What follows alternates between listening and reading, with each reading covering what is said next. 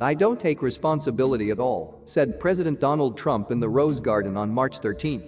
Those words will probably end up as the epitaph of his presidency, the single sentence that sums it all up. Trump now fancies himself a wartime president. How is his war going? By the end of March, the coronavirus had killed more Americans than the 9/11 attacks.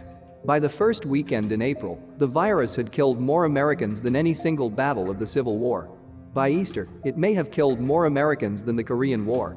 On the present trajectory, it will kill, by late April, more Americans than Vietnam. Having earlier promised that casualties could be held near zero, Trump now claims he will have done a very good job if the toll is held below 200,000 dead. The United States is on trajectory to suffer more sickness, more dying, and more economic harm from this virus than any other comparably developed country. That the pandemic occurred is not Trump's fault. The utter unpreparedness of the United States for a pandemic is Trump's fault. The loss of stockpiled respirators to breakage because the federal government let maintenance contracts lapse in 2018 is Trump's fault. The failure to store sufficient protective medical gear in the national arsenal is Trump's fault. That states are bidding against other states for equipment, paying many multiples of the pre-crisis price for ventilators, is Trump's fault. Air travelers summoned home and forced to stand for hours in dense airport crowds alongside infected people? That was Trump's fault too. 10 weeks of insisting that the coronavirus is a harmless flu that would miraculously go away on its own? Trump's fault again.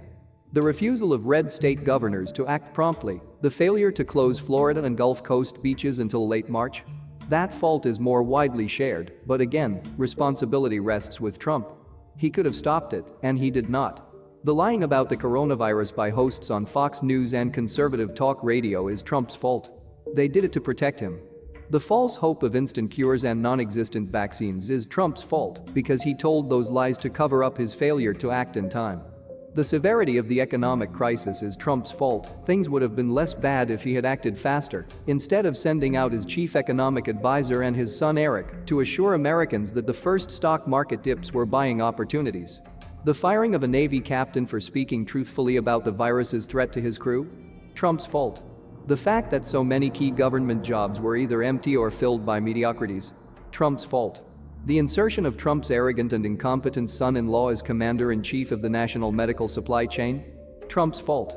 For 3 years, Trump has blathered and bluffed and bullied his way through an office for which he is utterly inadequate. But sooner or later, every president must face a supreme test, a test that cannot be evaded by blather and bluff and bullying. That test has overwhelmed Trump. Trump failed. He is failing.